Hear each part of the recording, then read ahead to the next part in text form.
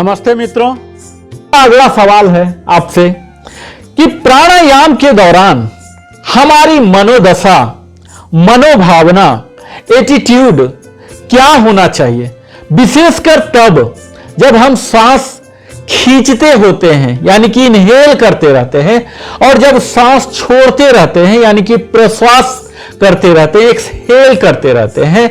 इसमें क्या होना चाहिए हमारे एटीट्यूड, इस पर आप थोड़ा सा प्रकाश डाल दिए देंगे इनके जवाब के रूप में कि हमारी वो कौन सी मनोदशा होनी चाहिए, एटीट्यूड होना चाहिए। तो आप जानिए कि जब हम श्वास खींचते हैं तो हमारा भावना यह होना चाहिए कि हम प्राण शक्ति एवं श्रेष्ठता इस श्वास के साथ अंदर हम खींच रहे हैं, और जब श्वास छोड़ते होते हैं यानी कि एक्सहेल करते होते हैं तो हमें यह भावना करना है कि हमारे सारे दुर्गुण यानी कि काम, क्रोध, लोभ, मोह, अहंकार, इन सारे पांचों दुर्गुण, सारी दुष्प्रवृत्तियां, हमारी बुरे विचार इस प्रश्वास के साथ बाहर निकल रहे हैं।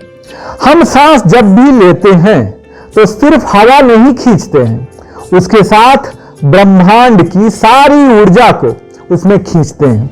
हमें लगता है कि सिर्फ सांस खींचने से ऐसा कैसा होगा। हम जो भी सांस फेफड़ों में खींचते हैं वो सिर्फ सांस नहीं है, उसमें संपूर्ण ब्रह्मांड की समस्त ऊर्जा सम्मिलित है। जो सांस हमारे पूरे शरीर को चलायमान बनाने के लिए आवश्यक है, वही हमारे शरीर को दुरुस्त रखने के लिए भी ताकत देती है। इस जगत का कारण स्वरूप अनंत सर्वव्यापी मूल पदार्थ है। प्राण भी उसी तरह जगत की उत्पत्ति का कारण स्वरूपा अनंत सर्वव्यापी विक्षेपकारी शक्ति है। नमस्ते मित्रों, सवाल मेरा यह होगा कि जीवन शक्ति या प्राण शक्ति क्या है। इस जीवनी शक्ति और प्राण शक्ति क्या अलग अलग है या एक ही है? अगर इसमें भेद है तो भेद बताएं, परिभाषा है तो परिभाषा बताएं, ताकि हमारे दर्शक इसका लाभ उठा सकें। आपने पूछा कि जीवनी शक्ति या प्राण शक्ति क्या है, तो मैं दर्शकों को बता दूं कि सामान्य रूप से प्राणायाम की परिभाषा श्वास पर नियंत्रण के रूप में की जाती है। हालांकि अभ्यासों की दृष्टि से यह व्याख्या सही हो सकती है क्योंकि ऐसा ही है, लेकिन यह प्राणायाम के संपूर्ण अर्थ को प्रकट नहीं कर पाती है। प्राणायाम शब्द जैसा कि हमने देख चुका कि दो पदों प्राण और आयाम से मिलकर बना है। प्राण का अर्थ होता है जीवनी शक्ति या प्राण शक्ति। यह वह शक्ति है जो समस्त सजीव और निर्जीव पदार्थ में विद्वान होते हैं। श्वास द्वारा ली जाने वाली वायु से इसका घनिष्ठ संबंध है, फिर भी यह वायु या ऑक्सीजन से कहीं अधिक सूक्ष्म है।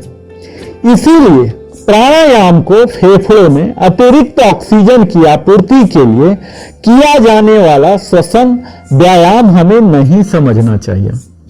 प्राणायाम में श्वसन का उपयोग प्राणमय कोश की नाड़ियों में प्राण प्रवाह को प्रवाहित करने के लिए किया जाता है। प्राणायाम श्वसन क्रिया के माध्यम से मानव संरचना के स्थूल एवं सूक्ष्म स्तरों से निहित सभी प्रकार के प्राणों को संचालित व नियंत्रित करता है। इसका अप्रत्यक्ष प्रभाव मन व शरीर पर भी पड़ता है। यम शब्द का अर्थ नियंत्रण होता है और इसका उपयोग विविध नियमों या आचरणों को निर्दिष्ट कंट्रोल करने के लिए किया जाता है। लेकिन प्राणायाम शब्द के निर्माण के लिए प्राण में यम शब्द नहीं जोड़ा गया है। शुद्ध शब्द आयाम है। जिसका निहितार्थ यम शब्द से और भी ज्यादा गूढ़ है। आयाम का अर्थ होता है विस्तार या प्रसार। इस प्रकार प्राणायाम शब्द का अर्थ प्राण के आयाम का विस्तार या प्रसार होता है। नमस्ते मित्रों, अगला सवाल मेरा आपसे यह होगा कि प्राणायाम साधना की प्रारंभ में कैसे वो कौन सी क्रिया किया जाए, यानी कि अगर हमें प्राणायाम करना ही है तो सबसे पहले क्या करें, इससे पहले हमें क्या करना है, इसके बारे में हमें विस्तार में बताएं। आपने पूछा कि प्राणायाम साधना की प्रारंभ कैसे की जाए, शुरुआत कैसे की जाए। बड़ा ही अच्छा प्रश्न है। आसनों के बाद, आप क्रम की बात जब मैं करूंगा बताऊंगा कि आसन के बाद हमें प्राणायाम का अभ्यास करना चाहिए, और प्राणायाम के बाद ध्यान का करते हैं, जो कि अष्टांग में या चौथे नंबर पर आता है।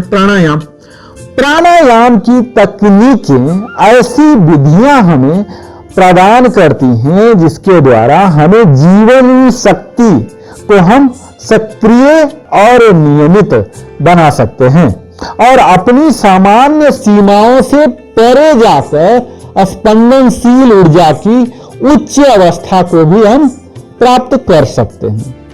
इस देह यंत्र का असामंजस्य भाव, मिसलाइन हो जाते हैं, भाव को ही दूर करने के लिए एक निर्दिष्ट परिमाण में हम सांस भीतर लेते हैं और निर्दिष्ट परिमाण में ही सांस बाहर छोड़ते हैं, और कुछ ही सप्ताह के सफल अभ्यास के बाद सांस खींचने और छोड़ने के समय हमें ओंकार या कोई और मंत्र का भी, आप पवित्र शब्द का मन ही मन उच्चारण कर सकते हैं। हमें चिंतन इस दौरान यह करना होता है कि यह शब्द श्वसन के साथ तालबद्ध रूप में, लयबद्ध रूप में, रिदमिक एलाइन होते हुए ही भीतर आ रहा है और जा रहा है।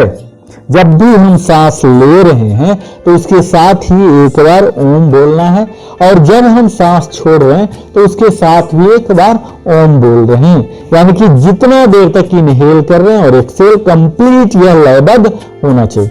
ऐसा करने पर हमारे संपूर्ण शरीर क्रमशः मानो साम्य भाव धारण करता जा रहा है, ऐसा हमें महसूस होने लगता है।